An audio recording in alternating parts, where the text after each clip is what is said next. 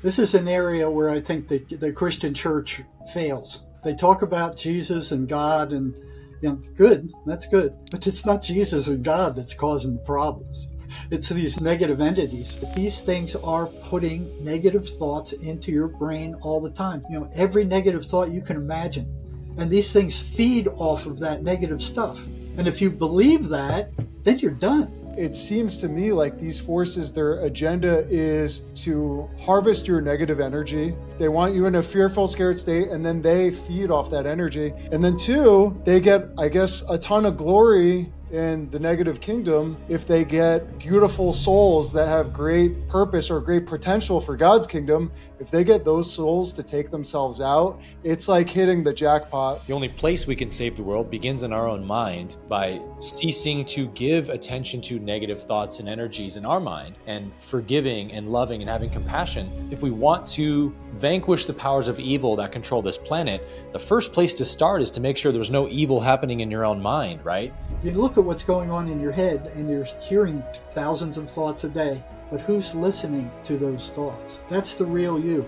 Just stay present. All this other stuff is distractions. It keeps you from being who you really are.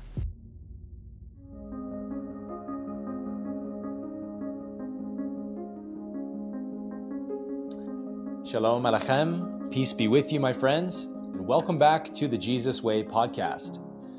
Today we're going to be talking about a very interesting subject that doesn't get a lot of conversation, I think, in the spiritual space in general, which is the subject of evil spirits or demons, or as we're going to call them today, negative entities.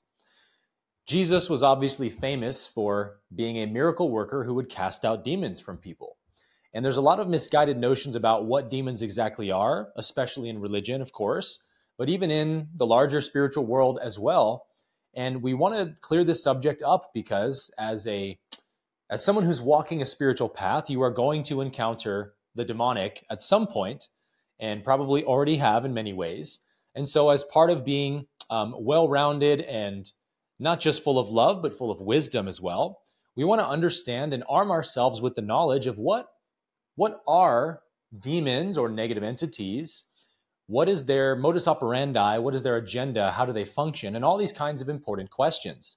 So today we're going to be diving into the science of demonology, if you prefer to call it that, which is something that we've touched on before on this show, being that the Nazarene Christians had a pretty extensive demonology from the Clementine writings that is very helpful to read to familiarize yourself with some of the things we're going to talk about today. But we wanted to go to a more direct source today, and we're joined by a very amazing guest named Jerry Marzinsky, who is a retired licensed psychotherapist with more than 3 decades of direct experience working with the most challenging psychiatric and criminally insane populations in the country. Jerry's career placed him inside of a very volatile state hospital environment and maximum security prisons, where he began to study with a lot of patience and dedication the thought patterns and disturbing voices reported by psychiatric patients. And he's also a co-author of a book about this subject called An Amazing Journey into the Psychotic Mind, which is a book that very much challenges the conventional thinking on mental illness and gets into this topic today of what we're going to be talking about with negative entities. And so I think Jerry's insights into the nature of voices and spiritual oppression offer a very unique perspective for this conversation today. So with all that being said, Jerry, thanks so much for joining us for today's episode, brother. No, thank you guys for having me. I mean, this is an area where I think the Christian church fails. Is they talk about Jesus and God and, good, that's good. But it's not Jesus and God that's causing the problems. It's these negative entities. And, there's a lot of churches that don't want to even mention it. They don't want to even bring it up. Yeah. That's too bad, because they operate in obscurity. They thrive in silence and not knowing. They get away with murder because nobody is aware of them, or how they operate. So, like you said, I've worked on the front lines of mental health my entire career, And,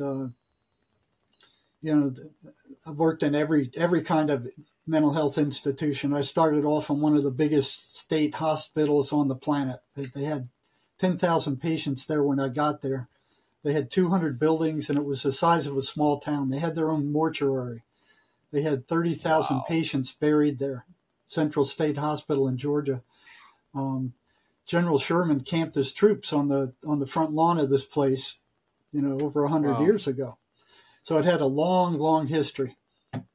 And I've worked in private psychiatric hospitals. I've worked in county psychiatric hospitals. I've worked in state psychiatric hospitals. I've worked in the psychology department of a large state prison for almost 20 years.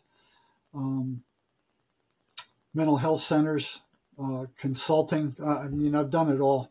I'm working with people all over the planet now with a brand new cutting edge energetic psychotherapy that actually works to get at the problems that people are having instead of just dousing down the symptoms with drugs. It's cutting edge stuff. And something like that finally showed up. I've been looking for it for decades, and I finally found it. Wow. I want to hear more about that then, for sure. Yeah, it's called the MACE energy method. And I can go into that, how it operates. And sometimes it will get rid of these voices. I think right now there's probably about a 30% chance of getting rid of them. But if it doesn't get rid of them, it will get rid of what they feed off of, the negative emotional energy, which is their food. So for sure. After graduate school, I was hired at Central State Hospital under vocational rehabilitation in a psychiatric rehabilitation program. So our job was to find the highest functioning patients in the state hospital, get them trained in a skill, and then release them. And our job was to find them and then send them to the psych rehab center. So I was assigned to one of the larger psychiatric units out there. And, when I got there, nothing in education prepared me for this. It was a totally different world. It was like a sea of insanity. There were 200 different buildings there. I remember when I first got there, I was pulling up on my motorcycle. I drove a motorcycle all over the place then, and it stopped at the intersection for the hospital, and off to my right comes this skinny guy, completely naked, running across the intersection. So I knew he had escaped from one of the psychiatric units, and I'm sitting there watching him. I could have chased him down on the motorcycle, easy. I'm going, well, what are you going to do if you catch him? He's not going to go voluntarily. He's running from this place, There were no cell phones then, so, they had the dial-up phones. So I just went, okay, let him go. And it's probably better off. That was my introduction to, my first working days there. Wow. My goodness. Well, Jerry, I've wanted to have this conversation with you for years because you helped me make sense of a very terrible tragedy in my life a few years ago when my best friend took his own life. And he was an extremely happy, outgoing, loved person. He was truly a light in the world. Yeah. And everyone loved him. He was a special person. And we were all so shocked and heartbroken and disturbed. And especially myself, because I saw a change take place in him in the 2 weeks before his death, which was also precipitated by a new amphetamine prescription from a doctor. And I noticed his personality start changing. I noticed his eyes started changing, if that makes sense. It was him, but it wasn't him. Yeah. And he also told me he started hearing voices. So after he passed away, I was just totally broken and looking for answers. And that's when I came across your content, that there are entities, and they especially prey on people with various types of addiction, especially amphetamines, and that they can basically pretend to be of their voice. Like people believe that it is their own voice, but it isn't their voice. It's another voice. And this was completely paradigm shattering for me. And you also introduced me to Swedenborg, who believed that we are basically the choosers of who we listen to, that there's angelic voices from heaven and demonic voices from hell constantly interfacing, and we're the ones who give life to those voices. So I'm so honored to have you here because you've been so instrumental in my spiritual development. And the first question I wanted to ask you is, as you started working at these prisons, you were trained to see schizophrenia through a certain paradigm, correct? It was totally wrong. It was totally broken. It was fostered by big pharma and forced upon the universities to teach. So it's like the psychiatrists. They remind me of the Egyptian priests of old. They go, we're psychiatrists, so we hereby proclaim that these voices are hallucinations because we say so. They had no research to back it up. They had nothing to back it up other than their arrogance. And then they started publishing that. It was a lie told by Eli Lilly back in I think it was the 70s when they came out with Prozac. They were looking for some way to explain why that antidepressant drug worked. They didn't know why it worked. They thought it was a serotonin reuptake inhibitor that prevented the cell from absorbing the neurotransmitter and then destroying it. So once those neurotransmitters are used, they're then destroyed. This drug was supposed to prevent the body from destroying those neurotransmitters and setting off the nerves more often. It was a lie. It was a dangerous lie. So Eli Lilly put it out. They knew it was a lie at the time. They didn't care. They published it. And then the Big Pharma ran with it. They started teaching it in the medical schools, even though there was no proof for it. Now it's been disproven, and they're still pushing it. Only they changed their caveat a little bit. I saw one about 3 weeks ago. I was looking at one of their commercials. They go, it is believed that schizophrenia and mental illness is caused by a chemical imbalance of the brain. There's no proof for that whatsoever. Matter of fact, it's been disproved. There is no chemical imbalance in the brain of schizophrenics. They don't even know what the chemical balance of the brain should be. It's a total lie that they pushed on the entire planet. And they're drugging people down at a horrendous rate. They're drugging kids now. I mean, little kids under the age of 5. They're giving them antipsychotic drugs. They're giving them Ritalin. The same thing that your friend took. Evil. It's evil. If anything is evil, that's evil. That's evil. I have the statistics here somewhere, but it's like in the tens of thousands. They're taking a spiritual problem and medicalizing it and coming up with an expensive cure that doesn't even work. So no, none of their mental illness drugs work to cure anything. What they're treating is symptoms, and that's what they want. Yep. They don't make any money by curing anybody like the Mace Energy method does. They make money by endlessly treating symptoms. Right? So with schizophrenia, these drugs are major tranquilizers. They actually, with long-term use, will actually shrink your brain. So what they found with autopsies of long-term mental patients in state hospitals, when they did an autopsy, they saw their brains were shrunk like walnuts, And you could actually see them. They called it the Thorazine shuffle, where these long-term patients they didn't walk with a normal gait. They actually shuffled. They would just drag their feet behind them because they neurologically couldn't, walk normally anymore. So these drugs are dangerous with long-term use. They're bad with short-term use, but they don't cure anything. Those antidepressants don't cure anything.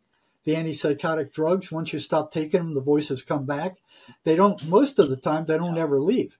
They just lower them. They just lower the volume of them. Right. And then they charge a fortune for them.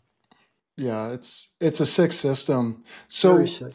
From your experience, when did you personally start realizing or suspecting that these voices were not a mental imbalance or a chemical imbalance, but actually some kind of interdimensional entities or forces at work here? Well, I was a very anti-authoritarian guy, the way I was raised. I didn't trust authority as far as I could throw them. But what I did trust, I thought college, these guys were gods. And my dad kind of fostered that. Oh yeah, you got to go to college and you have to do it. So I thought they were gods. And then I hit abnormal psychology and I was just fascinated with it. But one thing I noticed, they didn't have any causes listed on. They had a whole list of all these different mental illnesses, with different descriptions and all these different areas. And, it looked like a real scientific work. There wasn't one cause down anywhere. Not one. So I went, that's odd. And then in that same class, we were ordered to read a paper written by a clinical psychologist who said if two schizophrenics with the same delusion ran into each other, so if both of them thought they were Joe Biden, one of them would have to change to some other delusion. And even as an undergraduate, wow. I was going like, why would they have to do that? They're both nuts. Why would, what would it matter to them? It didn't make any sense to me. But one thing I hated about undergraduate and even graduate psychology is you can't get access to a clinical population. You can't go into a mental hospital. You can't go into a prison. You can't go into a mental health center. They won't allow you in there. They say, oh, it's way too dangerous. We can't take the risk. Bullcrap. The entire time in the more than 35 years I've worked on the front lines in different mental hospitals, never, ever did I see a researcher on the front lines. Ever. They weren't working with the actual patients. They weren't in the mental health centers. They weren't in the county hospitals. They weren't in the prison.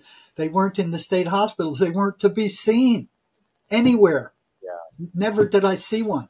And any visitor who came in, so if a congressman or somebody from the Senate wanted to see what the inside of a prison, they were surrounded with, administrative staff. They weren't allowed to talk to the patients or to the prisoners.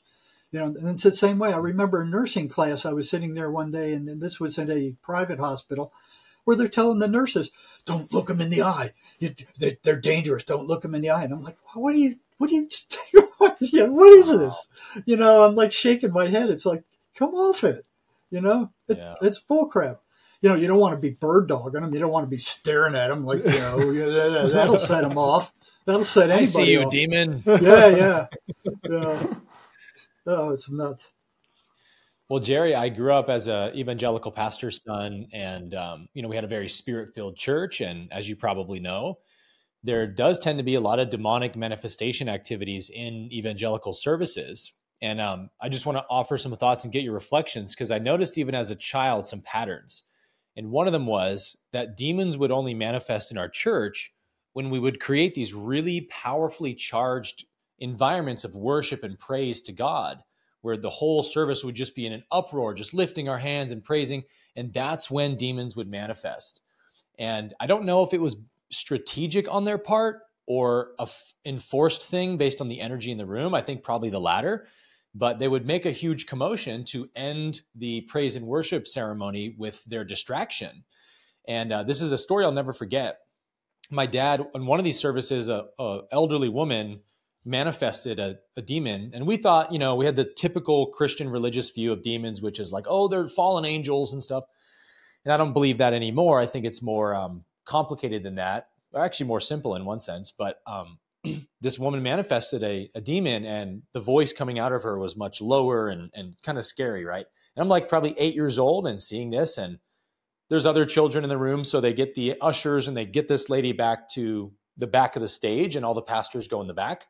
And I think our worship minister took over the rest of the service. And I was taken home by my one of our parents' friends at the church, and they kind of sat and watched us for a few hours or whatever. And then my parents came home, and I remember my dad walking in with his Sunday, suit on, his shirt and tie, like soaked in sweat. And he told me later that they had done demonic deliverance for 8 hours with this person. And he said that they had her pinned down to the floor because she was very strong, even though she was a little old woman. They become supernaturally strong when they get upset. Supernaturally. Yeah, it's wild. And they had to have 4 men that he said hold her down the entire time or she could get up, unless it was at least 4 men. And so my dad's ministering to her while she's on the floor and her face is kind of upside down for my dad. And he's like, preaching the word over her or whatever.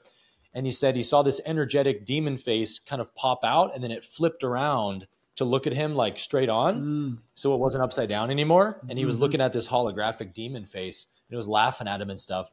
And he said they couldn't cast it out. And I think in large part that was because they were approaching it totally wrong, which is like, I rebuke you, with like kind of angry energy. Yeah, and that's they feed not how off it of works. that. Yeah, exactly. They feed off of that kind of energy. He said. Yes. Yeah. So the demon would start cussing and like try to stir them up and trigger them and stuff. So anyway, that's some stuff that I grew up seeing even as a little child, and a little bit traumatizing to see that as a kid. But I'd love to hear you just unpack a little bit more of the science of or the metaphysics rather, of what you think is really going on, of like, how are these people getting possessed, if we want to call it that? And what is the goal of these negative entities? Well, the goal is they feed off of us like we feed off cattle. What's so tricky about them is you don't find psychiatry or psychology or social work or any of these people ever asking where the thoughts come from. They just assume that they belong to you. Now, Swedenborg says something very different. He said they either come from heaven or they come from hell or they come from somewhere in between. But that your mind is basically like a radio receiver, right? You tune into the ones you're listening to, So you got these guys playing with Ouija boards. You got them using meth. They're tuning into a very low level. I've seen a number of people who become possessed using Ouija boards. They ought to outlaw those things. Wow. They shouldn't be child's toys. They're dangerous. There's a number of people that became psychotic. They were talking to this voice on a Ouija board, and then it appeared in their head, and then it's talking to them in their head. They didn't need the Ouija board anymore, and it wouldn't go away. All right. The other way they open up is with amphetamine. The prisoners called amphetamine the devil's drug. I mean, I saw more prisoners go psychotic on methamphetamine than any other drug. Cocaine was right behind, but methamphetamine was number one. Okay. Second way they become possessed is by spirit channeling. They don't know who they're playing with. And these voices, they're consummate liars. You can't believe anything they say. So, when I got to this state hospital, I was told that, I was taught that these things are auditory hallucinations. So what I think, okay, they're hallucinations. They must be like word salad. They must be just like, they don't make any sense. That's not what I saw. So I was telling you about this one guy where I was told if 2 guys with the same delusion, one of them would have to change. Okay. So since I didn't have access to a clinical population, I had to finish my master's degree before I had access to a clinical population. So they make sure you're good and brainwashed before they let you loose in there, and I didn't trust them worth a darn. I mean, they didn't like answering questions, and the higher you got, the worse it got. You get up to the PhD program, boy, they didn't like to be asked questions at all. They don't like to be challenged. Yeah. And here I'd already spent 7 years on the front lines, and on the real front lines of mental health, in that big psychiatric hospital. And I get into this PhD program, and what they're teaching is like, that's not what I saw. That's not what I experienced. And none of these guys had any kind of frontline clinical experience like that. They might have been, student counselors or something like that, or they went from, BA to master's degree into the PhD program, but they didn't have any real frontline clinical experience. And it's like, man, I remember one day the head of the psychology department, he used to be a preacher. He calls all the second year PhD students together. And he goes, okay, I want to talk to all you guys. And we're going, what's all this about? So we all show up in this auditorium, and he's describing this research paper that he wrote. And he starts describing the statistical part. Now, I'm not a statistical genius, but I had a fair amount by the time I got there. And he was describing the top 5% as if it were the entire population. And I'm like, now, he can't be doing that. Oh, yeah, that's what he was doing. So I raised my hand and I said, hey, Jerry, what's going on here? You're describing the entire population based on a 5% sample that you took from the top of this population. It's not representative of the entire population. And I'll never forget the answer he said. He said, well, if the people reading the research don't know that, that's their problem. And my head just went boom. I'm like, this is the head of the psychology department who used to be a preacher teaching us how to lie with statistics. And there were only two of us. I mean, I was stunned, and I looked around at the other students. There was only one other guy, a friend of mine, who looked at me and just went, and then we had to change our face so he didn't see us. But the rest of them were going, oh, so that's how it's done, huh? I'm like, oh my God. That was a big letdown. But when I got there, I was telling you about this guy, the research where the two patients who had the same delusion, one of them had to change. So here I'm hearing patients carrying on fully coherent conversations with someone or something that I couldn't see. And I went, well, that's odd. And I went, that must be the voices. But I was thinking the voices are incoherent, because they're supposedly hallucinations. That's what the experts told me. That's what they taught me all through all these years of programming, and I'm like, but that's not what I'm seeing, So I crept up behind one guy, and I was kind of trying to listen in on what he was saying. Nobody else was interested in the voices. Nobody had any curiosity about them at all. What they were saying, what they were doing, what they were, nothing. They all believed they were auditory hallucinations and to just ignore them. The whole hospital, hundreds and hundreds of staff. Not one person was curious about those voices except me, and it wasn't making sense what I was seeing. So I crept up behind this guy and I'm listening to him, and it was just like listening to one, somebody talking on the phone. You could hear what they're saying, but you can't hear what was coming in. And what he was saying was he was arguing with these things, and it was a perfectly coherent conversation where he would pause and he would respond, and then he turns around and he catches me. And I go, oh, hey, I'm the psych for this unit. My name's Jerry. I haven't seen you before. When did you get here? And he goes, I got here a week or two ago. And I said, what's your name? And he looks at me and he goes, I'm Jesus Christ. And I think back to that double thing. And I look him in the eye and I go, no, you can't be Jesus Christ because I am. And I'm going, okay, what's he going to do? Is he going to change his delusion? So I'm waiting for it. I'm like, okay, I'm curious. And he cocks his eyes up and he's thinking and he's thinking and he's thinking. And he looks me back in the eye and he goes, okay, we can both be Jesus Christ. And he strolls off happily down the hall. And I'm going, those liars, they lied to me about that. What else did they lie to me about?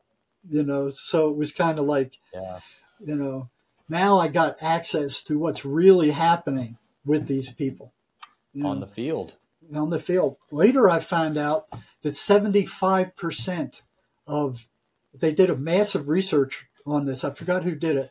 75% of what psychologists publish can't be replicated. So, not surprising. In consequence, they're lying. Just like that professor was doing. This is how you lie with statistics. It's publish or perish. And the higher you get, you've got to publish. And they don't care what they publish. They publish garbage as long as it gets published. That's all that they care about. So it's like, right. How much else can you not trust of what they're saying? And you look in back of the psychology textbooks, like in back of the abnormal psychology text, it was this guy's quoting this guy, who's quoting this guy, who's quoting this guy, who's quoting this guy, who's quoting this guy. you know. I remember one time scuba diving, I ran across this little colony of fish in a big circle. And they had these little mounds built of pebbles. And just their heads would stick out of the pebbles. So when their neighbor went to steal a pebble from somebody else, they would go and steal their neighbor's pebble and add it to their pile. And while they were away robbing their neighbor, some other fish was robbing their pebble. You know, and I stood there, I was just fascinated for hours. I burned up a whole tank of air watching this colony of little fish stealing from each other. And the only ones that were bringing in any new information were the ones on the outskirts, the ones who would go out into the ocean and find new pebbles and then bring them to their nest, and then they were stolen from. Okay, they reminded me of these people in the back of the, abnormal psychology book, where this guy was quoting this guy, who was quoting this guy, who was quoting this guy, who was quoting this guy. And they were all acting as if the original guy was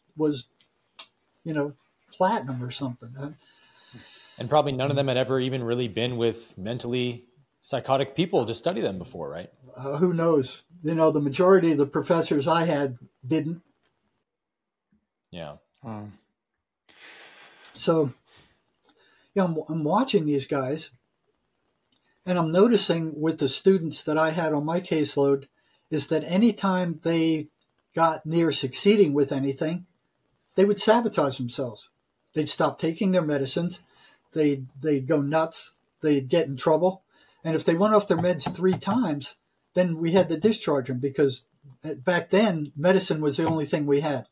There was nothing else. And traditional psychotherapy was like shooting a rhino in the butt with a BB rifle, trying to move it off a road.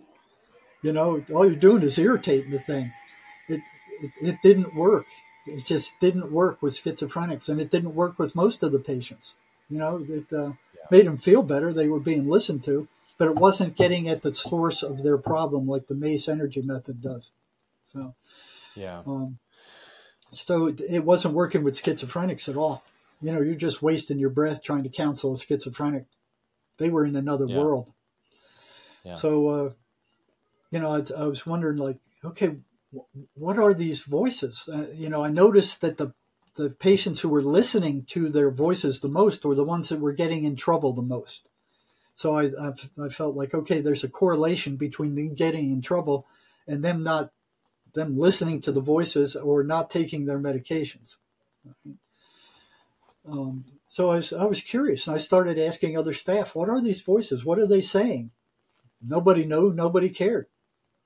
The psychiatrist would just say, they're hallucinations. There wasn't the least bit of curiosity, and there were hundreds of staff there. None of them were curious about the voices except me.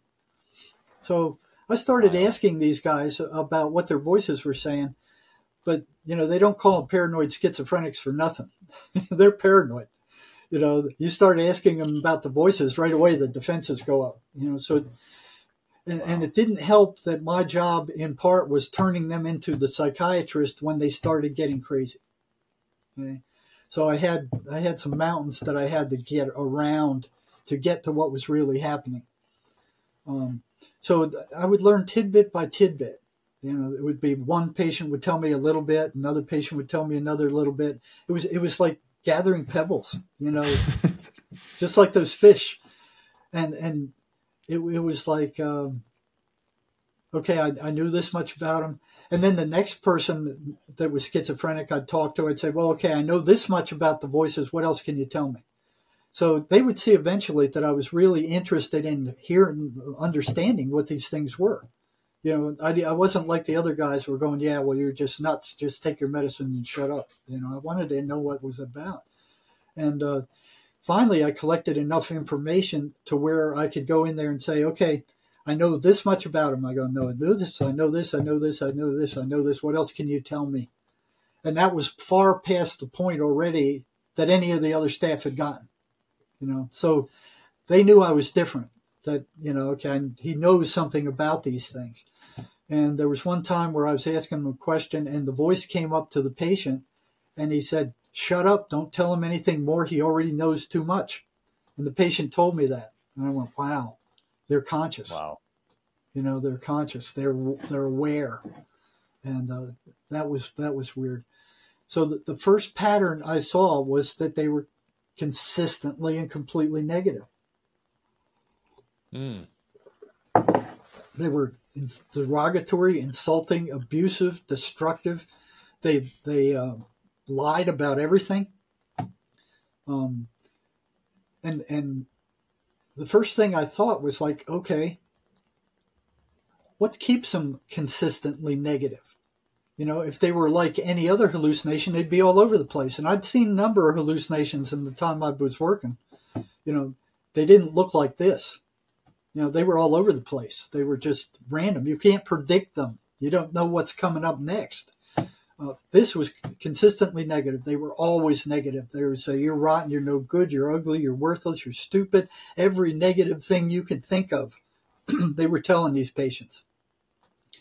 And they were upsetting them constantly. They were always aggravating. They were always making them mad. And I went, well, that's interesting. You know, why aren't they, you know, why aren't they not random like hallucinations? Why are they consistently negative? And then the question was, what holds them on such a negative path? How come they're not random? Something's holding them to a non-random pattern. Okay? Yeah. So the problem is, if they're running patterns, they can't be hallucinations. That doesn't make any sense. Hallucinations don't run patterns. Something causes something to run patterns, you know? Hmm. So right away, I started suspecting everything I was taught in graduate school and undergraduate and, you know, all the in-service training I'd taken, all that stuff. The next thing I noticed that they were anti-religious. You know, one patient came to me one day and he said, the voices were attacking me bad last night. And I repeated the 23rd Psalm and they reacted like worms thrown on a hot frying pan. They couldn't stand it. They were screaming and hollering and that they just didn't like it. You know, so I started asking other patients, you know, what happens if you read the Bible? The voices got louder. You know, what happens if you go to church? The voices would get louder. So I started passing out the 23rd Psalm, and you know, I believed in God, I believed in Jesus, but I wasn't no Bible thumper. I wasn't, you know, I just kind of was a little bit raised like that, and you know, so I started passing out the 23rd Psalm to my patients and saying, okay, repeat this when the voices come, and then come back to me next week, and I'll set you an appointment and tell me what happened. Consistently, the voices hated it. Yeah. Wow. So then I started asking them all, you know, what happens when you go to church? You know, so all the patients on my caseload and all the new ones coming in, what happens when you went to church? Turned out if the voices were very weak and they went to church, the voices would shut up when they were in church. They just stayed quiet. If they were of moderate strength, they would get louder and they would try to drown out what the preacher was saying. You know, they'd be in the background. Oh, he's stupid. He's crazy. You know, one of the things they kept saying was Jesus couldn't even save himself. What makes you think he's going to save you? These are the voices saying this, you know, to these patients. So they would if the voices were very strong, they would drive the guy out of the church. He'd get up and he would run out of the church like he was driven we used to out. see that in our church. Yeah, that used to happen. Yeah, that's them. Wow. Jerry, did you say that you are familiar with the Law of One material? Yeah, I've read it several times. Okay, then you understand the whole polarity situation, right? The Law of One lays out that the negative polarity requires, to graduate rather, to the negative polarity, to become a negatively polarized entity, you have to reach a gradient of 95% or greater Negative. Service to self. Yes. Orientation. And that's what sparked in my mind when you said that they were consistently negative. And then it because switches they literally over. Have to be. Then it switches over. The polarity changes to positive, which is interesting, isn't it? Oh yeah, you mean at 6 density? Yeah, once they get that certain percentage, then they can't go negative anymore. They have to reverse and go positive. Right, because it's not a true path. It's a path of illusion, as they call it. Yes, yeah. So they were. So that makes sense why they show up as consistently negative, because they have to shut off the heart chakra to make that 95%, and so they can't have almost any positivity left in them. to sustain that negative polarity, because it is so antithetical to reality. Like, reality is good. God's universe is good and loving, and, you know, it's based in oneness, but the negative path is based on the illusion of separateness. So it has to be a very much like a private psychosis that, again, when they possess a human, they're trying to suck them into that psychosis with them to become negatively polarized. And so it makes sense that they want to keep triggering them to fear and anger so they can feed off those negative emotions. Yes, and it's they foster and create that negative emotion. So what's so tricky about them? We all hear voices in our head all the time, right? Psychiatry, psychology, social work, don't ever ask about where they come from. You just assume that they're you. Okay. So I did an experiment once. I was wondering, this was several years after I started working at the state hospital, and I had never heard voices to the best of my knowledge, but I was wondering, well, what do they sound like? You know? So one day I prayed, I said, God, let me hear these things. I'd just like to hear what they're like just once. And nothing happened for, 2-3 weeks. Careful what you wish for, huh? Well, then one day it did happen. So it was like after work, what I'd do is I'd go swim. I lived on a lake in Georgia, and I'd come back and it was like, okay, you spend 8 hours on the mental hospital and on the wards dealing with these crazy guys. And it's like, oh man, how do you decompress after that, man? Decompress, yeah. So I would swim to decompress. And I was already a certified scuba diver by then. I took a year of a semester of skin diving and a semester of scuba diving. So you had to take skin diving before you could take scuba diving at Temple University. So I was already a certified diver. I already had a lot of time underwater. I was comfortable in the water. Took off into the lake and I'm swimming. And I was a good swimmer. And I kind of balanced my air intake with the amount of energy I was going. And I was cutting through the water for a long period of time. And it was like it was getting late in the afternoon.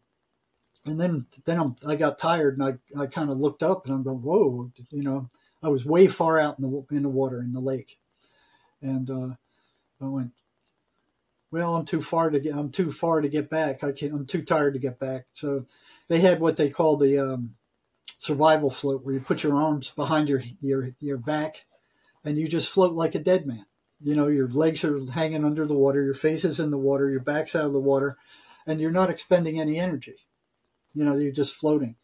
But when you run out of air, you got to put your head up and you got to blow the air out, and then you start sinking immediately.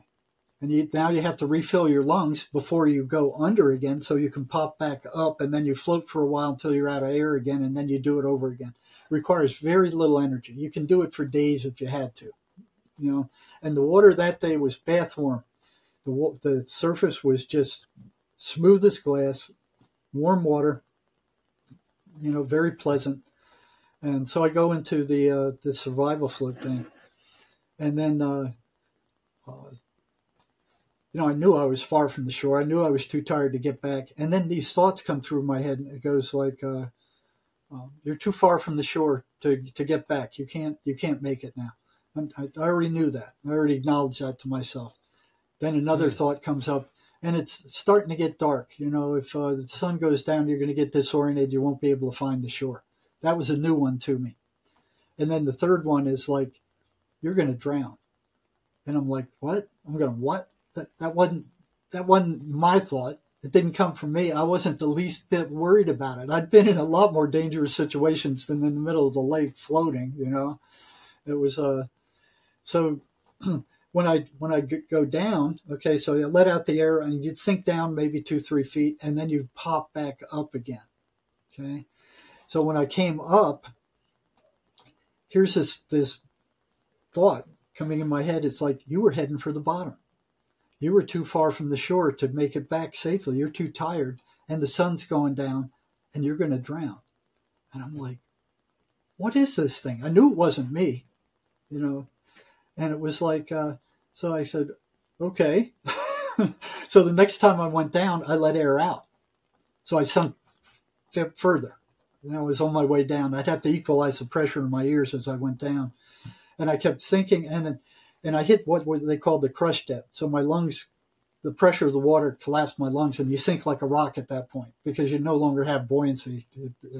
So I started heading down pretty quick, and I was kind of surprised by how fast I was sinking. And considering this weirdness that was going on in my head, I went, well, okay, I better go to the surface. And even before I got there, I knew what it was. It was the crush depth. I'd hit it. So I got back up, and here's this thing again. It comes in. Okay, it's getting late. You're too tired to make it to the shore, and you're panicking now, and you're going to drown. And I'm like, what the hell is this thing? You know, so I go down again, and this time I let out more air. I sink, you know, all the way down, and then I feel this cold, just coldness coming up my legs. And I'm like, whoa, and I shot to the surface again. But even before I got there, I knew it was a thermocline. It's a layer of cold water that usually lays above on the floor of the lake.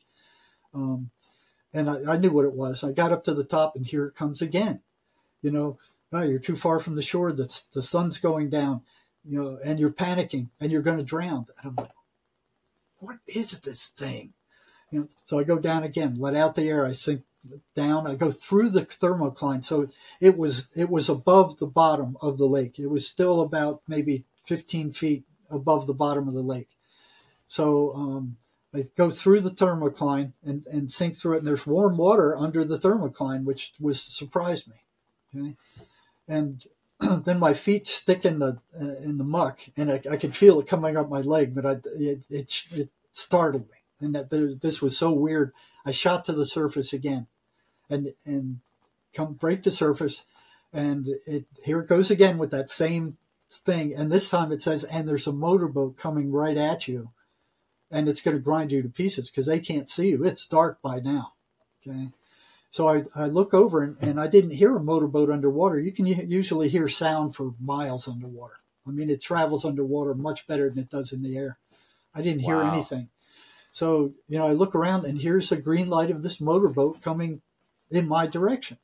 So I went, well, I don't want to go down now. I better keep an eye on it. And here's this thing saying, they can't see you, which was true.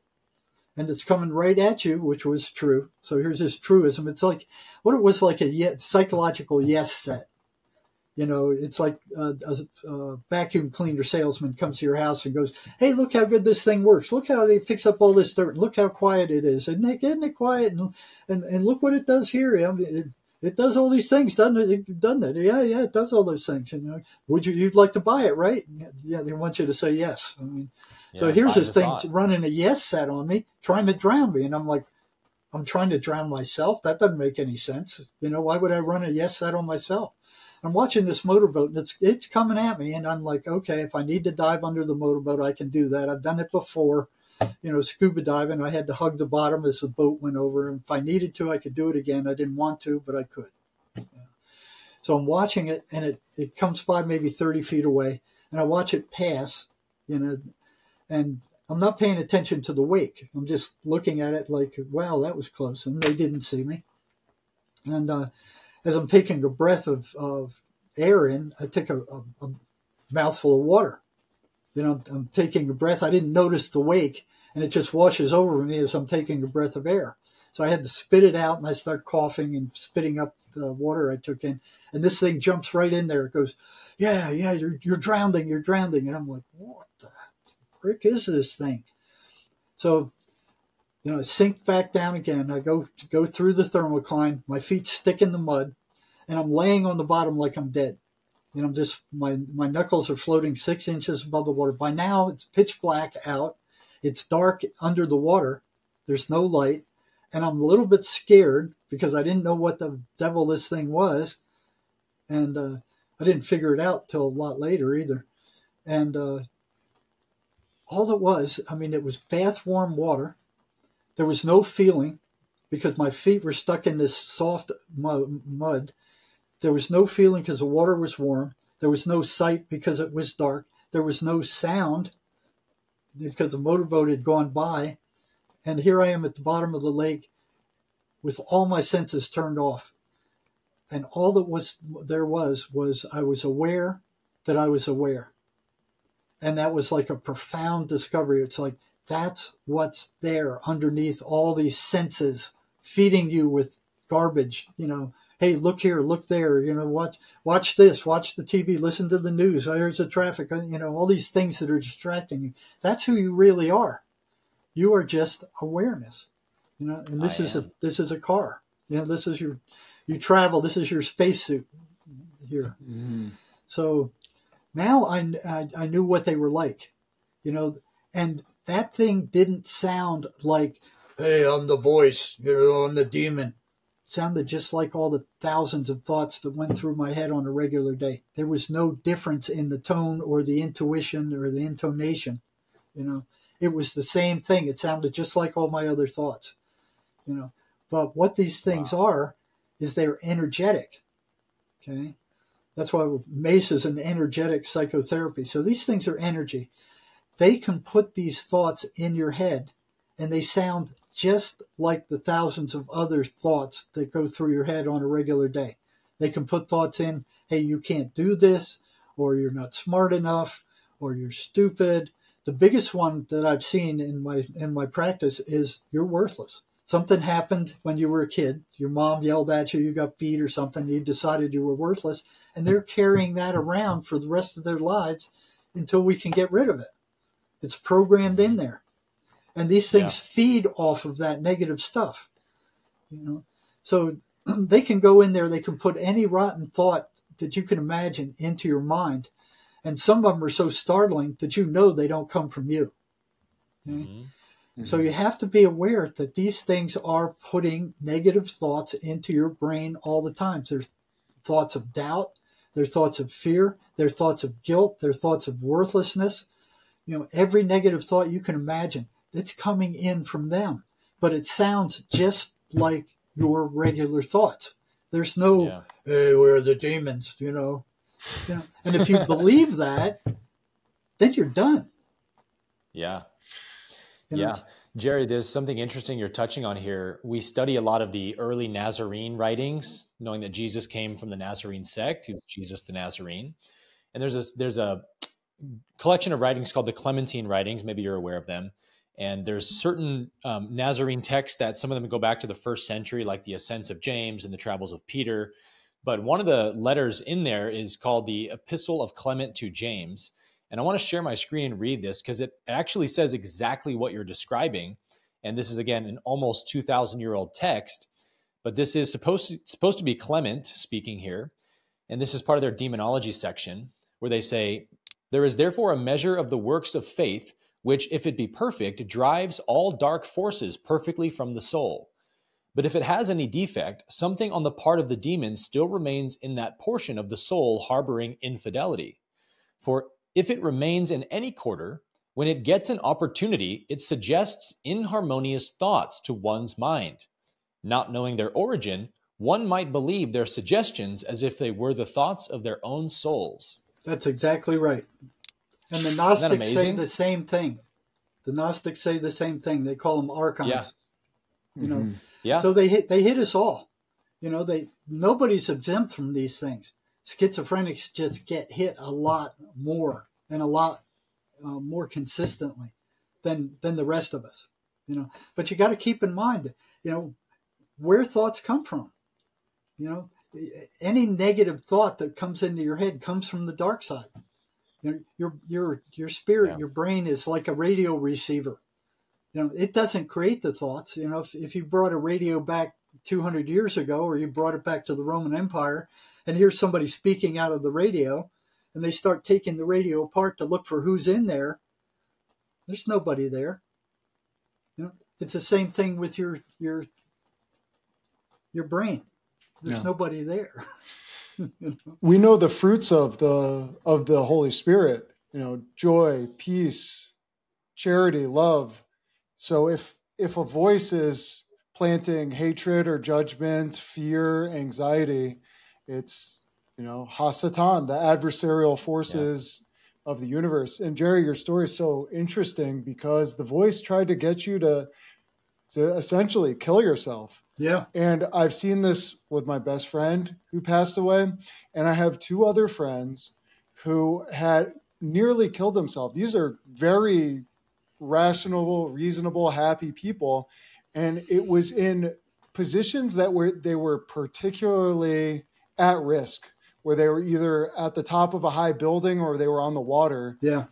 When these voices kicked in, and it's just really, it's kind of scary, but it seems to me like these forces, their agenda is to harvest your negative energy, for one. Yes, they want you in a fearful, scared state, and then they feed off that energy. That's exactly right.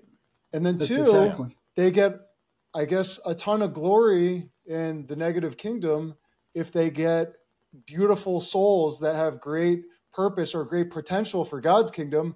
If they get those souls to take themselves out, it's like hitting the jackpot. Yeah, especially preachers. If they can take down a preacher, and like this guy in the PhD program, he was used to be a preacher. He wasn't anymore. Here he's teaching us how to lie with statistics. But yeah, they foster and create negative emotion. So what they're doing to us is what we do to cows.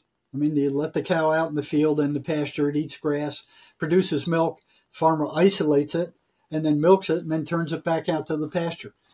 We're not the top of the what do you call it, the feeding link. We're not the top, what do they call it? The food chain. The food chain. We're not the top of the food chain. They're feeding on all of us.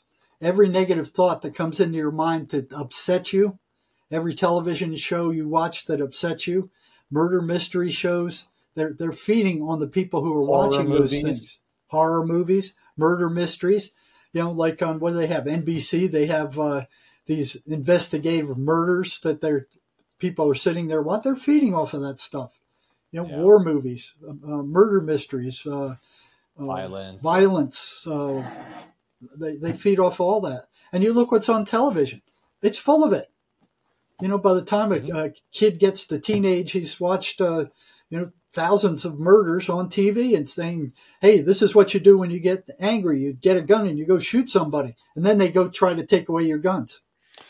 Right. So, Jared, do you think that these forces will almost collaborate with souls or human beings that have demonstrated a kind of evil inclination, like the powers that be, the people in big pharma, the military industrial complex, Hollywood? They understand that they can find a person who essentially has an inclination for this polarity. And then they're like, they could do a lot. They could spread a lot of fear. They could start wars. They could do we can all work this together stuff. Kind of thing. Yeah, they're collaborating. Oh, yeah, they're collaborating.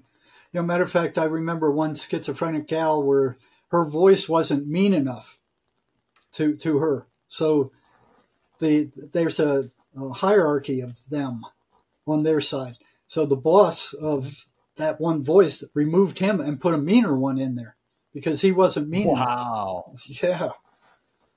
Yeah. So there's a hierarchy. There was one time, I was working with, I think this was somebody when I was working in one of the psychiatric hospitals. The last 10 years of what I did psychiatric crisis in the emergency rooms. Deciding, okay, well, what do we do with this guy? We let him go. We give him meds. We admit him. They just wanted him out of the ERs because the doctors didn't know what to do with him. They had no idea how to treat mental illness. They didn't understand. And neither did the psychiatrists. They just drug it. They just drug you.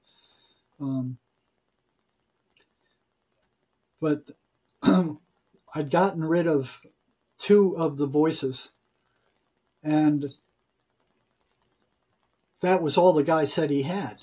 And they were gone. And then a few minutes later, he said, another voice has come. I said, where did that one come from?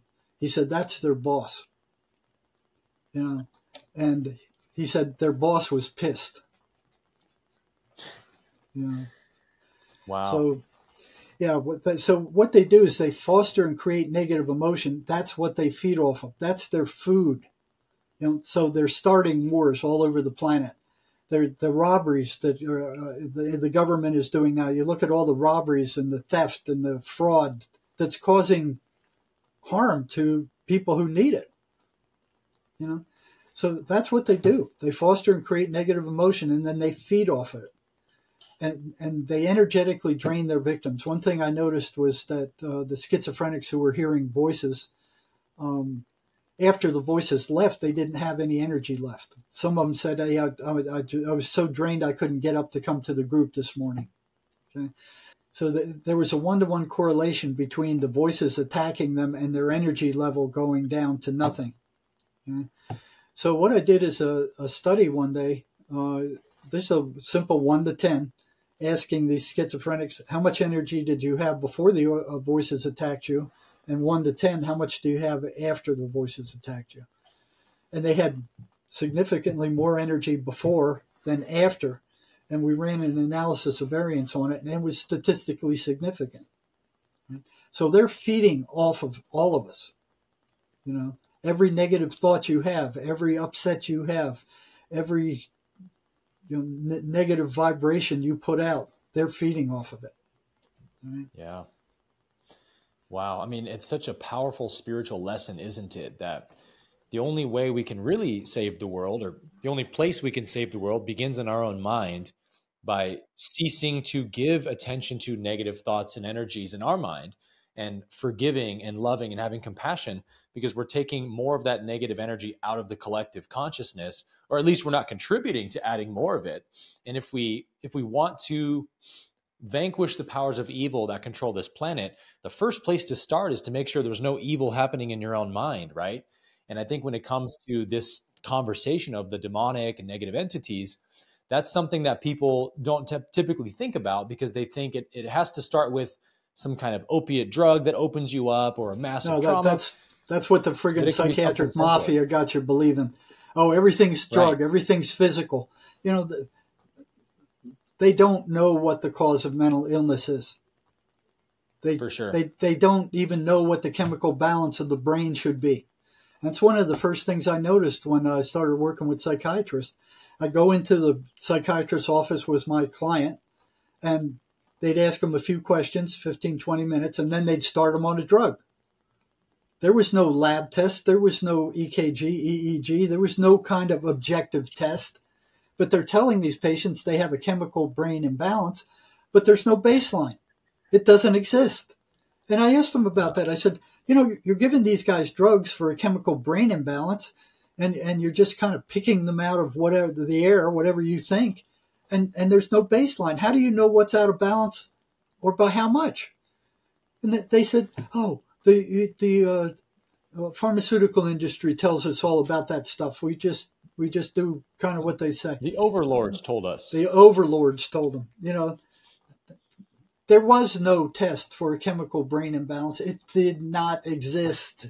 And here they are putting it out in public. They got the whole world convinced that schizophrenia and mental illness is due to some kind of physical chemical brain imbalance that they're fixing with their toxic, expensive drugs. What they're doing is just turning these guys into zombies. It's like, oh, yeah, I don't feel it anymore. And the voices don't bother me too much either now. You know, that's not freedom. I mean, it kind of sounds like, Jerry, you're saying something without saying it, which is, if we look at the pharmacy industry itself, or the medical industry here in the West, it functions just like a negative entity functions, right? Feeding off of victims. I mean, they literally create these kind of fake psychiatric standards and medical standards so that they can prescribe drugs ad infinitum, because they're never going to heal the patient. They're just going to keep siphoning their life until they die with all the drugs they're having to pay for. So, I mean, to me, it seems like the pharmacy model today is just a fractal of the demonic itself in that sense. Well, yeah, especially with psychiatry. You know, so you look at, you know, in 2023, 49,316 Americans killed themselves, and there were 1.5 million suicide attempts. We have more psychiatrists, we got more psychologists, we got more social workers. More drugs. And more drugs than any other time on the planet. And look what's happening. The society is getting sicker. They're not getting any better. You know, that's why I like the MACE energy method. That particular, it's a cutting edge psychotherapy. It actually goes after the programming that you picked up somewhere along the line that's telling you that you're worthless. And when you're done, it's gone. It's not there anymore. The suicide rate has increased by 30.3% in the past 20 years. Yikes. We're not getting any better. This is an We're going F straight report downhill card. according to that. Yes. Suicide is the second leading cause of death for the ages 10 to 34 and the 11th leading cause of death in the United States. According to the Journal That's of the American nuts. Medical Association, the suicide rate for psychiatrists is 5.9 times that of the general population. So the psychiatrists are killing themselves at almost the same rate as schizophrenics are. And these are the people running the frickin' system. Oh my God. Oh my gosh. Wow. That's so sad. If you had to give these people a report card, it would be an F-. Nobody's getting any better. They're making $11 billion a year selling antipsychotic drugs worldwide right now. Not million, billion. Yeah. And they're making 7.4 billion selling antidepressants in the United States alone. $7.4 billion. These drugs aren't curing anything. No. But why would they change their system if they're making that much money? They won't. And they won't look at anything I'm saying either. You could say, hey, look at these patterns. I published them. They're on my website. Take a look. You'll see for yourself. Not interested. We'll keep our money. Not interested. Thanks. Yeah. There's no double blind experimental things to prove anything. There's it's nuts. This is why we always say on this podcast that taking back your health is one of the greatest possible things you could do for the collective. Unplugging from this mental and physical health matrix that so many people are dependent on with the fast food and the pharmaceuticals, and just unplugging and really taking sovereignty and investing in your mental and physical health via nutrition, exercise, and some of these tools we're going to get into for the remainder of the podcast, you can overcome this darkness 100%. And I would really love for us to discuss the good news, because it could be dark and upsetting. This is serious business, but there is good news, because while there are demons, there are also the most beautiful, angelic, and benevolent forces imaginable in the universe. So we always have to remember that. And God is the true power in the universe, and that can never be threatened. What is true and good ultimately can never be threatened, because God has all power. So Swedenborg says you've got two guardian angels, at least two guardian angels, and two demons assigned to you. So it's just like the cartoons when you were a kid. See the demons and the angels talking to one another. That's what's actually going on. And like the Native Americans said, you've got two wolves on either side. The one that you feed gets the strongest. So these voices, they run a whole series of patterns. So I'm going to run through them real quick. They get louder after sunset. Schizophrenics don't like when the sun goes down. The voices get stronger. They get strongest between 3 and 4 in the morning. They don't want the patient to sleep. They want to wake them up, keep them awake, because they can't resist when they don't have any sleep. It's hard for them to resist the voices. They get louder when ignored. I remember one psychiatrist, I was in the office with my client with him, and he goes, the patient is complaining, well, I'm taking the meds. I can still hear the voices. So he goes, okay, well, I'll increase the drugs. So the patients learn not to complain about their voices to the psychiatrist, because all they do is increase the drugs. And then they turn them into more zombies, and they hate that feeling anyway. The side effects of these drugs are terrible. They're absolutely terrible. So he said, well, we just ignore them. They're hallucinations. So I brought that guy back in a week later, and I said, hey, remember I was in Dr. So-and-so's office with you when he told you to ignore the voices. I asked him, I said, how'd that go for you? He said, it didn't work at all. They got louder. And so I started asking other patients, what happens when you try to ignore the voices? They get louder. You can't ignore them. You have to kind of acknowledge them. You tell them, okay, you're full of crap, I hear you, and then just let them blow through. Okay. Or another thing that the Gnostics say is like when you hear a voice, a negative thought, You just go, I see you. You know, because they don't like to be seen. They want to operate in silence. They want to operate in secret without you knowing it. You know? Yep. So you look at what's going on in your head, and you're hearing thousands of your voice. The voice that you're used to in your head is thousands of thoughts a day. But who's listening to those thoughts? That's the real you.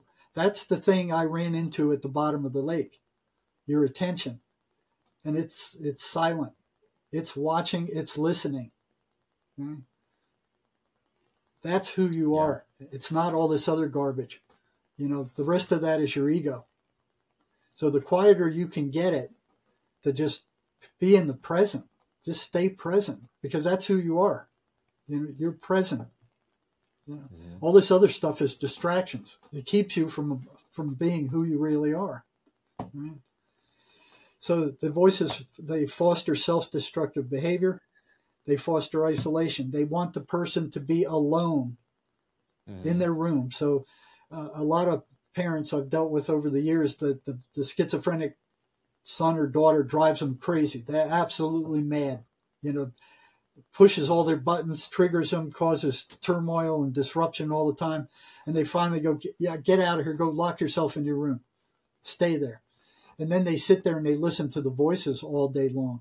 That's the worst thing that could happen, because now the voices are taking more and more control. You know, so a lot of these patients realize that those voices aren't who they are. You know, there's a lot of others who don't know what they are. You know, and if you believe what psychiatry says, they're you.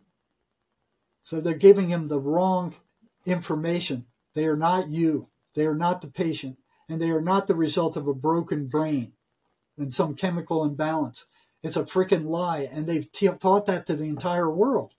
And they're poisoning the world with all these psychiatric drugs that are turning people into zombies. That's demonic in and of itself. Jerry, the doctors literally want them to believe the same things the demon wants them to believe. This is your voice. You're the problem. You're just crazy. Yeah, you're crazy. You're stupid. You're out of control. The only thing you can do is take these toxic drugs. Yeah, keep taking those drugs. Keep taking those drugs. I'm sure you know, Jerry, in the 50s, they had the frontal lobotomy procedure for a while. I met one of those guys at the state hospital. Wow. I'll never forget it. Yep. You know, that was done well before my time. You know, they were still giving shock treatments then, these bad, nasty shock treatments. But yeah, I remember my reaction to him. I was carrying on a conversation with him. And after, you know, he told me about the lobotomy. And after I walked away, I went, he's just not quite human. That was my thought. You know, he's just not quite human. I couldn't put my finger on it, but he wasn't human anymore. He wasn't like a full functioning human. Yeah. You know, and, well, of course, they outlawed that procedure after a while as being inhumane. But then they just switched to something that's far more profitable than that procedure was, which is, hey, we can basically give people a frontal lobotomy every day in the form of these drugs, which they pay for every day over and over, but it'll look more humane and less cruel. And I think it's only a matter of time that we will look back on the kind of psychiatric drugs we're putting these people on, just like we look back at the frontal lobotomy as this horrible thing. How did people ever sign off on this? It's so inhumane. But it's like we're doing that now, and almost in a worse way, because it's over and over again every day in the form of drugs. And they're using it for other stuff now, too. You know, the kid's throwing tantrums. Oh, yeah, give him an antipsychotic drug. That'll knock him out, you know. Like drugs is the answer to everything, huh? Drug is the answer to everything. Matter of fact, I don't know where my I had my clipboard with all that stuff on it. But, you know, they had something called, this DSM of theirs. It's the diagnostic classification manual with all these mental illnesses in it. I think in the 1950s it had like 75 diagnoses in it, and then 10 years later it had 165 or something like that. Now it's got almost 300. These characters are making up these mental illnesses. They make them up. And along with the mental illness is a charge category, a charge for, you know, so when you put in a charge to the insurance companies, right there, right in the DSM. Yeah. It's a money-making thing. So, I heard one report that they meet like once every 3 years. 2/3 of the psychologists and psychiatrists involved with making up these diagnoses are in league with Big Pharma. So they sit there and they go, okay, hey, I got a new mental illness. The latest one is caffeine disorder. So if you drink too much coffee, you're disordered. You need drugs. Okay, cool. Yeah, drugs. The disorder. What was the other disorder? It was some other fruity thing they came up with. Yeah, sibling relational disorder. So if two kids are fighting with each other, it's a disorder. They just make them up so they can charge money. Whatever drug they think they can come up with to treat this stuff, then they charge a fortune for it. Until just recently when Trump said, you will not charge U.S. citizens any more than you're charging, the highest paying foreign person, over there.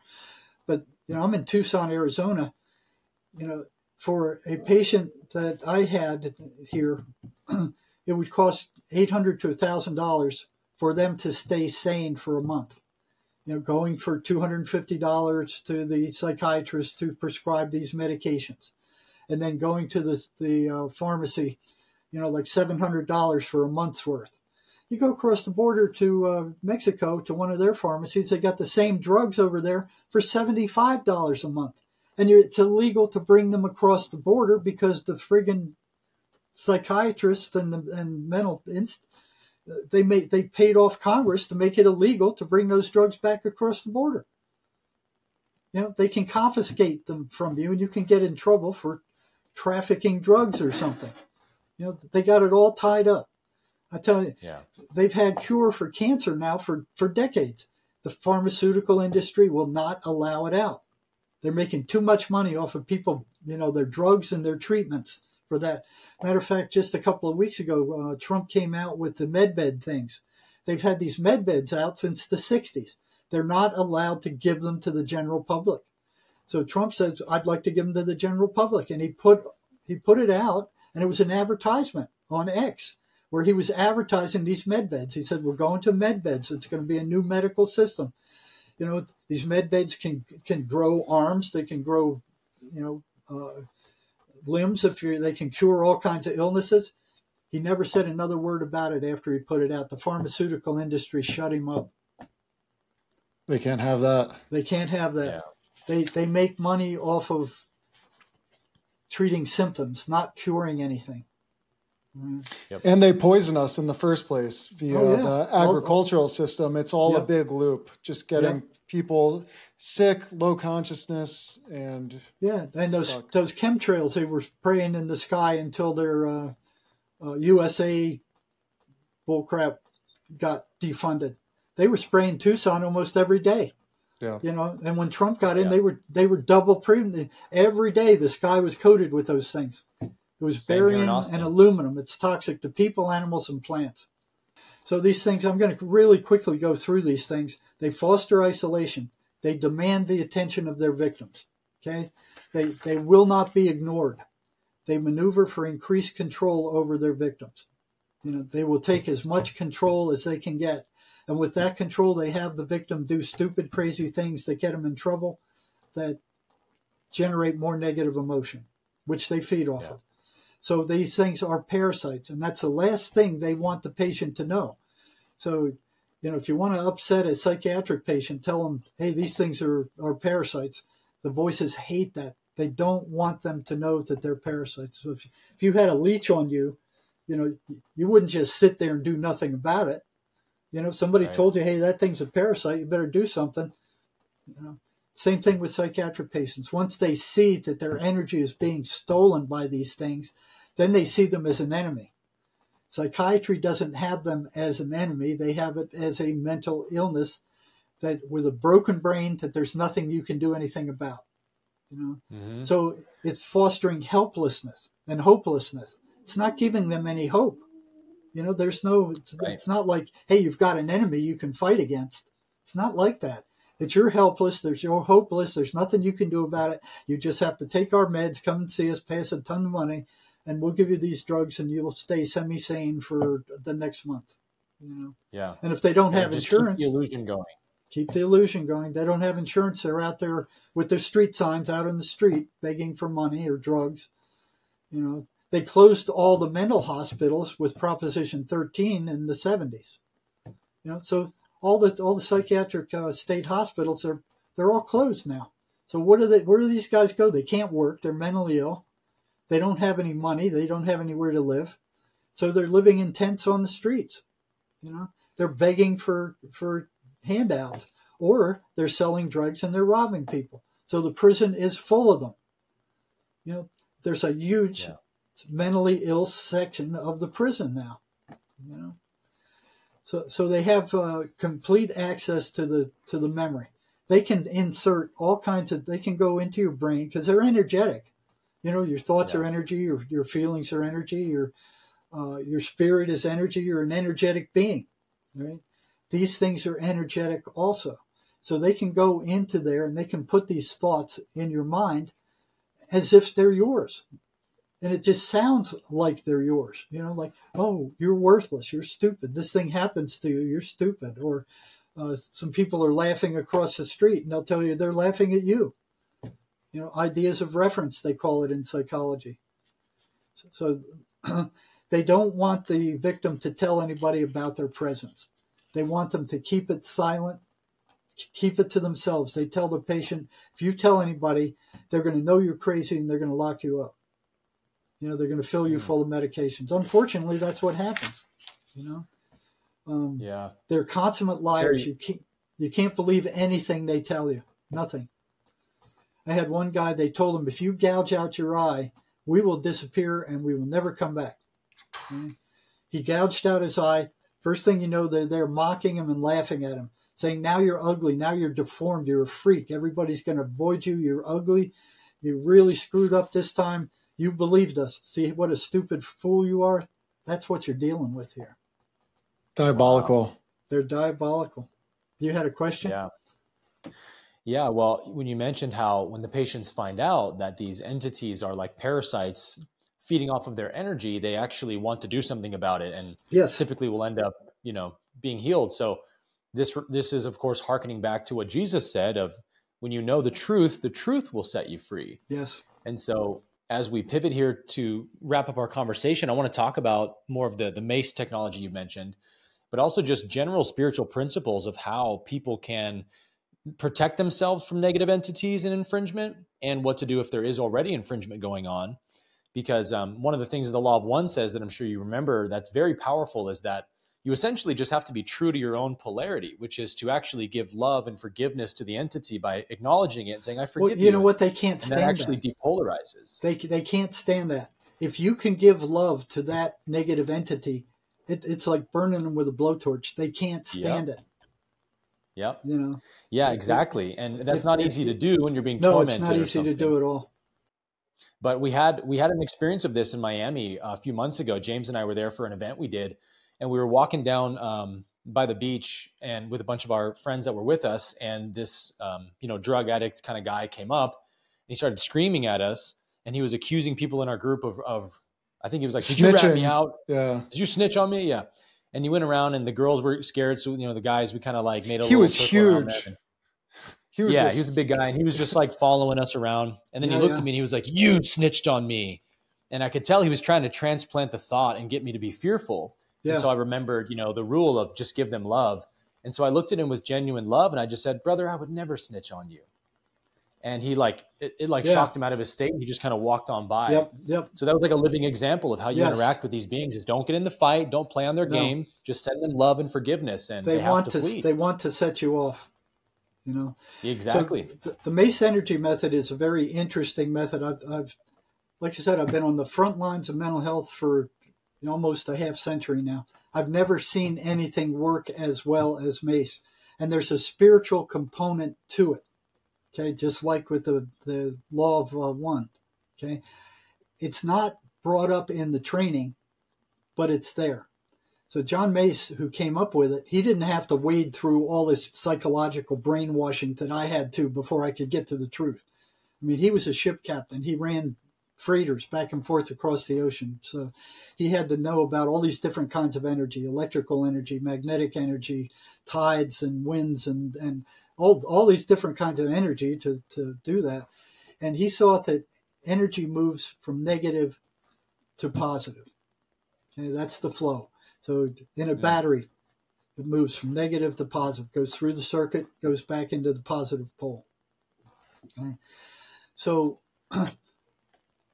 what Mace found was that there's something called a negative identity. So we're talking about not so much spiritual stuff at this point, but say, and I run into this all the time, people that are like 65, 70 years old, we're talking to them, something happened to them when they were 6, 7, 10 years old, their mom beat them, or there was some kind of trauma happened where they decided, and the most common one is, I'm worthless, or I'm stupid, okay? And they go through their life because they made that decision during a trauma, okay? So it stays there. What happens in a trauma is that there's a real bad feeling, and then there's a decision made as to what relationship you played in that trauma, okay? And you make that decision during the trauma, so it's not a good decision. You don't make good decisions when you're in a traumatic state. So they might have made a decision, I'm worthless, or I'm stupid, or whatever, and it gets buried in the subconscious mind because it's too painful. They say time fades all wounds or something, but it doesn't. What the ego does, it comes and gets it, and it goes, okay, this is interfering with your functioning. Let me handle this. It takes it, it throws it up into the subconscious, and then it locks it down. But it's still alive. Right? It's still acting. It's like a computer virus, but it's a mind virus. It's negative energy. It's stuck there. And what happens is, if anybody similar to the person who caused that trauma shows up in their psychological fear, that thing goes off like a landmine. So it's very specific as to what triggers it. It's right. Like, oh, that person always pushes my buttons. So it's like a button. So it's sitting there. It takes a lot of energy to keep it out of conscious awareness. Okay? So, but it leaks out in other ways. So when somebody shows up that's similar, that thing goes off, and it tells the person to either attack them or run from them or avoid them. So this is like the person you hate. They keep coming up over and over and over and over and over again. No matter where you go, you can go from here to China, and one of these guys will show up just like that. Okay? But it's not them. It's this negative identity projecting out and saying, it's not me, it's them. You can see them out there. They look at them. You don't like them. You don't like how they talk. You don't like anything about them. They don't even have to open their mouth, and you don't like them half the time. You can just feel it. Okay. So that thing sits up there, and it's causing this trigger, and every time it triggers, it gets stronger. So it's negative energy that just keeps building up. Okay? So what Mace found is that if you can build a bridge to the spirit via the attention, you can drain this thing with your attention, and the spirit will take that negative energy and it will transform it to positive energy. Okay? So it's the same kind of principle that, like, if you get a brand new car battery, you charge it up full and then you drain it down to nothing where there's no electricity in it at all. That thing's a boat anchor. You can't ever charge it up again. It's garbage. So it's the same thing with this. Mace found that there's a way to hook that negative energy up to the spirit, and the spirit will take it and drain it. After that, it no longer exists. So the person can have the worst trauma you'd think about, and after the session, you go, okay, put yourself back there again. Go back there right now. How do you feel about it now? And they go, I remember it, but there's no emotional charge to it. It's gone. Amazing. Wow. Amazing. It's the only psychotherapy that I've seen that has a spiritual component. And I've been through them all. I mean, the undergraduate, graduate, PhD, all these different psychological theories, they're all trash compared to this. Wow. And it works fast. Yeah. In an hour, that thing's gone, and they feel more energy, they feel lighter, they feel more grounded, they feel more clearer. I've had guys, say, wow, the world looks different. It's a lot clearer. It's a lot more defined, in an Amazing. hour. And it's permanent. It doesn't go away. Once that thing is gone, it's gone. So the negative entities obviously aren't happy about this because No. they've been feeding on that specific Exactly trauma for years and years. So do they kind of linger around, or they just like, we got to find a new energy source? Well, it depends on how strong they are. Okay. And there are ways I know to get rid of them temporarily so I can work with people. So what we start doing is draining that negative energy that these things are feeding on. Right. So that weakens these things. And then after a while, we'll go right after them and start draining them. And I think right now we got probably about a 30% rate where they're gone. But, like the Bible says, you have to fill that gap when they're gone with something positive. Otherwise, they'll come back with all their friends. And I've seen that happen over and over and over again. Wow, so I'm always telling these people, get on a positive spiritual path and stay there. I tell them, go read the works of Swedenborg, go read the Bible, go to read Bible stories, do something, but you've got to fill this gap. Yeah. I'm trying to remember, Jerry, the exact quote in the Gospels that Jesus gives where he says, when you drive out a demon from someone, the demon goes into the barren places and finds 7 spirits more evil than itself and comes back. So it's talking about the hierarchy that you mentioned of the demonic realm. Everything in the negative polarity, as you know, is hierarchical. It's a top-down system and everyone's fighting to get to the top. It's always a dogfight for power. And so it makes sense that these entities, if they fail to stay in a host, they'll go get their bosses to come back, like you said, and like Jesus said. And it's very interesting. It sounds like your experience has shown that that's true, right? Yes. Yeah, I remember one guy, he was a prisoner. And he said, I said, well, where did you start hearing the voices? He said, I was driving my motorcycle down the highway. I started hearing them. And I started talking to his voices. I carried on conversations with him, and this one wasn't necessarily an evil one. That voice had died in a motorcycle accident. Okay. And he was floating around free, kind of wondering, okay, what do I do now? And he saw this guy riding his motorcycle down the road and he jumped into him. So he wasn't necessarily he was just like a lost soul. Yeah. So they're not all evil, but they have no business being there because they interfere with the person's growth and spiritual progress. Mm-hmm. Yeah. Jerry, can you tell the story about alcoholism and bars and how that entire framework? I remember one time this was in the prison. So in the prison, in the state hospital, I got in trouble for asking patients about their voices. I got pulled into the psychiatrist's office. One of the patients told on me, and his voices didn't like me asking those questions. So I got pulled into the psychiatrist's office, and he said, you will not ask these patients about their voices anymore. They're hallucinations, and what you're doing is you're reinforcing the hallucinations by asking them about them, and you're making them worse. That's what he told me. Crazy gaslighting. I knew it was bullcrap at the time. I knew about them. I wasn't making them any worse at all. Matter of fact, they were waking up and fighting back against them. Now, but that happened twice. So I had to be very careful in the state hospital when I was working there, asking questions about the voices. When I got to the psychology department in the state prison, that didn't matter. I mean, it was like the schizophrenic could go up to the warden and say, hey, man, the psych's asking me questions about the voices and I don't like it. And the warden would go, get out of my face, man. Go play in the traffic or something. I got more better things to do than this. But so the prison was set up for violence. They were prepared for violence. If these guys were going to go off, they were ready for it. So it was a good place to be picking through the heads of these people, especially when I had a group of them that would tell me what was going on in real time. But the one you're asking about he was a Apache from up north in northern Arizona. And he was a big alcoholic Apache, and he was so violent that they couldn't control him. So they were sending him down to my prison unit, and I was watching him on the computer just barging right through all the usual stops. He didn't stop in classification. He didn't stop anywhere. He just came straight to the unit. And I went, well, I was told he was like an evil Indian medicine man, and I'm like, okay, I want to meet him. I want to see what he's all about. And I called him in, and he came in, and he just hated white people. I could feel the hatred rolling off of him. And the feeling I got is like, I'd rather slit your gut open and spread your guts all over the floor than say another word to you.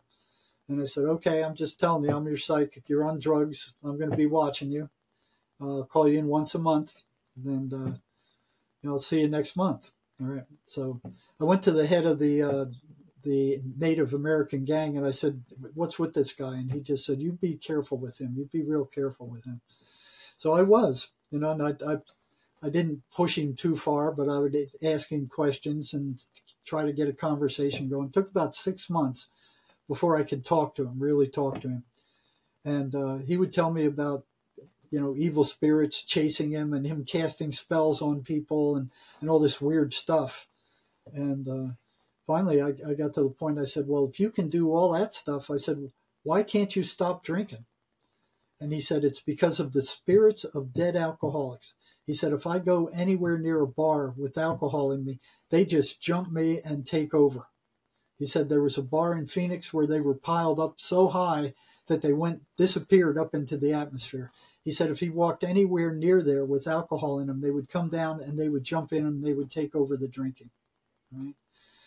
Wow. He said that his girlfriend walked out into traffic while she was drinking and they were following her. They led her out into the traffic and she got hit and killed. And there were other people that I talked to who were alcoholics who they said they actually saw these things jumping into people who were drunk enough to let them in. So, basically, they weren't the only ones drinking. See, these alcoholic spirits, they don't call alcohol spirits for nothing. So when they get drunk enough, these things jump in and they take over the drinking. Now the guy's not just drinking for himself, he's drinking for this whole crowd. Right. So many people have addictions, and it's like, I've had addictions before, and it was almost like at points, it's like, I don't want to do this anymore, but something would come over me and I would just, next thing I know, I'm doing it. That's what it is.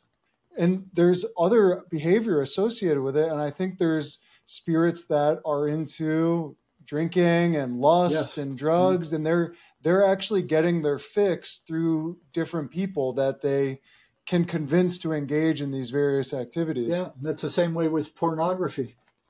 I remember one psychotic girl I was talking to, her voices told her that, hey, I'm having sex with you. And she goes, you are not.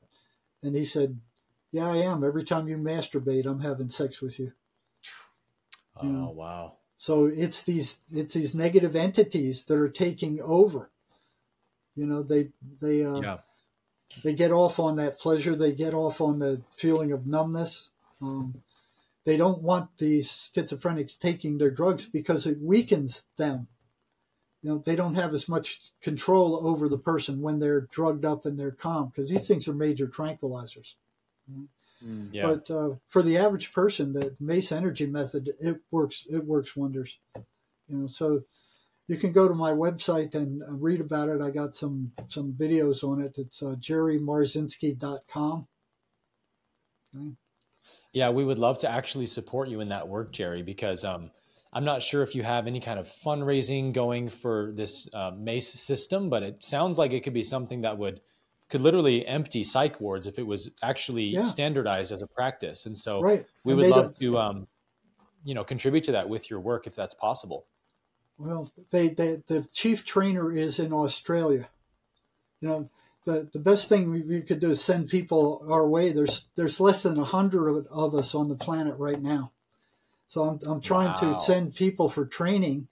So we break 100. So it would, because it's so small right now. And it works better than anything else. So they don't want it out there. They don't want people being cured of mental illnesses. They want to just keep bringing them in and treating them over and over and over, giving them pills, making a fortune off them. And MACE actually gets rid of the problem. That they call it causism because it gets rid of the cause. Mm-hmm. Yeah. Wow. Well, I mean, I'm sure that there's so many people listening to this podcast in our audience right now who would love to be of service in that capacity, because we all want to be of service on the positive polarity, and that's how we polarize, right? But not everyone knows what that service is or what they're called to. And I feel like there's probably so many people who would gravitate to this kind of work, and it would be the most rewarding, fulfilling work that they could ever imagine doing. And so we definitely want to promote the work that you're doing with Mace to allow other people to get involved. So please let us know like how people can get involved with you, and we'll put all those links in the show notes below today. Well, they should be on the, are they not on the... We have them, yes. Okay. Yeah, Yep, I thought they were there. So, yeah, JerryMarzinsky.com. And if I get overwhelmed, I can refer them to some other therapists. And we work over Zoom, so you don't have to go anywhere. We can meet you right in your own living room. And I'm working with people all over the planet right now. You know, I had a girl last week. She just got out of the psych ward, and an hour later, the voices were gone. Now, that doesn't happen off the time, but it's happening more and more. Yeah, it's incredible. They are energy. Yeah. I mean, the demonic only has as much power as we give it in that sense, because it doesn't have its own power supply. It has to siphon power from others. Yes. So when we stop believing in the illusion, when we tear down the illusion, evil has no power at all, and truth is all that exists. Right. And this is what our podcast is all about, the early Christian movement. And I'm increasingly realizing that what they were doing was empowering people in spiritual warfare. Like Yeshua was a master at spiritual warfare, James the Just, his brother. And they had these teachings that really can help protect individuals. The greatest commandment, loving God, loving your neighbor. If that is your state of consciousness and your heart is just set on God, I want to love you, I want to worship you, and I'm going to demonstrate that love through treating all people, all beings with kindness and compassion and service. Like, demons are not going to really want to be around that energy. They don't like that. Yeah, they don't like your protection. Yeah. And James the Just at the Council of Jerusalem gave 4 edicts for what it means to be a Christian, kind of an introductory level. And these were teachings about spiritual warfare. No sexual immorality, because you can pick things up through those practices. And then the other 3 teachings were about not mistreating animals, because demonic forces really like the suffering and pain of animals, or even animals sacrificed to idols. That was a big deal in that time. Sure. Because if you sacrifice an animal to an idol, the demon then can go into that flesh and occupy humans through that means. So the whole early Christian movement, they really prioritized their spiritual hygiene and health through these practices. And I think we're all called to do that today as well. Yeah, they certainly don't like Christians. But like I said, the Christian church doesn't talk about these things. There's spiritual warfare going on around them all the time. It's hitting all of us, and they don't bring these things up. They just don't talk about it. It's like, oh no, we don't want to go there. They're the things that are causing the problems. It's these negative identities, these negative energies. So that, a negative entity is different from a negative identity, but they feed off of the negative identities. So once you get rid of those, their food source goes down. Mm-hmm. Well, and Jerry, like, how often is religion predicated on negative identities? The guilt, the shame, the condemnation. You're a sinner. You're totally depraved. Right, all you can do is confess Jesus because you're born evil. I mean, that is the most negative identity you can give somebody. That's demonic stuff. It's like they have infiltrated the Bible in a number of places. And that's among the ones you look at. I just got them almost reading the Old Testament, and it's like, you got to sacrifice, you got to pain, you got to do this, you got to, give all the. It was like appease the angry God. Appease the angry God, the jealous God that says there are no other gods before me. Wow, that's not the God the Gnostics believe in. Wow. Well, we're really happy to hear you say that, because we are the rare Christian or, Jesus following podcast that believes that the Bible's been tampered with. And we get told we're going to hell all the time because we take a strong position. No, the God of our God is a God of pure love and righteousness and compassion and wisdom, not a deity that demands blood sacrifices and genocide and slavery. We do not accept that. Yes, good for you. And one of the worst that they've done is you were born in sin. You're a sinner from the get-go. You're bad from Total the get-go. depravity. Yeah. You're bad from the get-go. Yeah. We say any God that would demand a blood ritual sacrifice is not the supreme Lord of the universe, right? But a satanic entity disguising themselves as a God that needs to be worshipped. And blood magic is the premier practice of all forms of occultism and Satanism and dark magic. So if we really believe that God of the universe needs the same thing that demons and Lucifer needs, right, in these black magic practices, I think we have a pretty distorted view of God. Yeah, I'm glad you guys came around. I mean, because a lot of them haven't. They think, oh yeah, this God created this world, and Gnostics are saying no, it's not the God of the it's not the real God that created this universe. It's the demiurge, they call it. It's that broke away from the real God. So it's kind of like what the Bible says. Lucifer came down to earth. He broke away. He came down to earth, and this is his domain.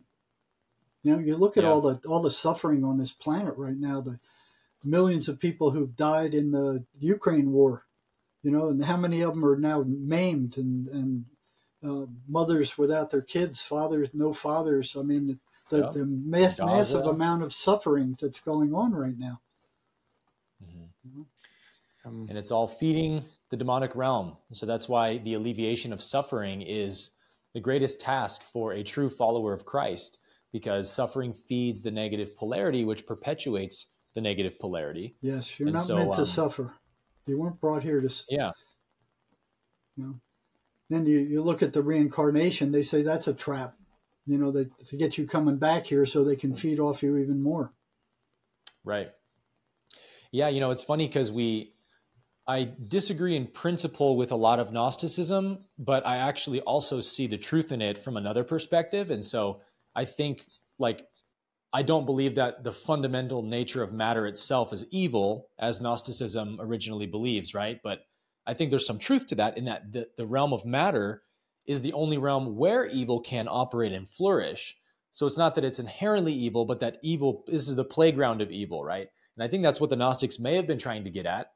And what's interesting is you have Jesus even saying in the Gospel of John, if this is a legitimate quote, he's in this argumentation with the Pharisees in John chapter 8, and they're like, we're of our father Abraham. Who are you? You're not even 50 years old, and you're saying you're before Abraham? And he says, I tell you the truth. You are of your father, the devil. And I think that's a pretty big indictment from Jesus, right? What do you mean, Jesus? These are practicing Jews who follow the Torah. What do you mean they're of their father, the devil? He was clearly, I think, alluding to this idea that the God you think you worship is Satan disguising itself as Yahweh. Yeah. God would never command you blood sacrifices and genocide and slavery. And he was kind of trying to put it to them, right? And so that's a big wake-up call for Christians today to realize, too, that maybe we're actually glorifying demonic viewpoints of God, because if we're willing to disrespect and denigrate the nature of God, to say that God wants murder and bloodshed and violence just to forgive us, just to preserve a book that humans wrote as being infallible. We're willing to cast God's character into the dumpster to preserve inerrancy of the Bible. I think that's a pretty warped view. It's not just the Bible, it's the church. They cast out, they didn't let a lot of that Gnostic information in because it threatened the church. It threatened the power 100%. Of the church. If you can get the God yourself, which is what the Gnostics are saying, you are a fractal of God, and he's there. He's there all the time. You don't have to go anywhere. He's there. That wipes out the church. You don't have to go through the church. You don't have to, do these all these rituals and stuff and listen to these sermons in Latin and all the garbage they go through. He's there. He's right there. And we've seen the corruption in the Vatican. First of all, the early Christians absolutely prioritized simple living and charity and service. And I was just at the Vatican. Everything's adorned in gold. Yeah. Men in robes and hats, exalting themselves. And then, of course, the biggest child trafficking and human trafficking, arguably in the world, pedophilia, all this stuff. Yeah. So, I mean, the church, unfortunately, has become, and maybe it's always been, the Roman Empire taking it on. Perhaps it's always been a demonic inversion of the true faith. Yeah, I think you're right there. You know, you look at one of those pillars in there, and it's like that thing must be several $1 million for one of those big marble pillars in the place where Peter is. You know? Mm-hmm. Yeah, would Jesus rather have a pillar, or would he rather be feeding starving children? Right. You know, it's a glorification. You turned my Father's house into a den of merchandise. Right. Well, Jerry, this has been such a riveting and eye-opening conversation. Thank you so much for not just the work you do in the world, which is obviously exceptionally rare and exceptionally needed, but thank you for coming on our podcast today to have this conversation with us. And we'd love to have you back sometime to go a little bit deeper. But we'd also love for our audience to get involved with Jerry's work with the MACE system. If you feel called to help these, I mean, literally, what's more the least of these than people in psych wards who are possessed by negative entities? If we can't reach out to love the least of these, then we're not living the gospel of Jesus. So we want to help support your work, and hopefully many people from our audience will as well. So again, just want to extend our love and gratitude to you today, brother.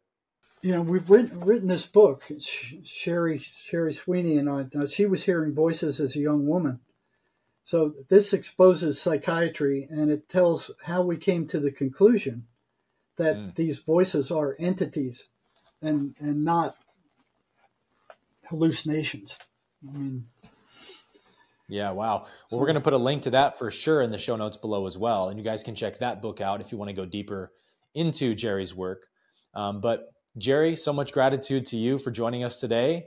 James, thank you as well, as always. And thank you all for tuning into today's episode of the Jesus Way podcast.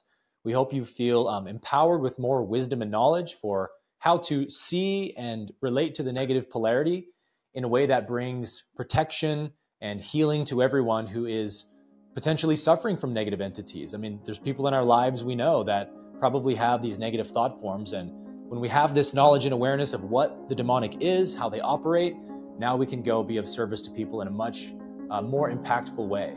So get out there into your world, guys. As always, love God with all your heart, love your neighbor as yourself, and we'll see you back here on the next episode of the Jesus Way podcast. Peace and love.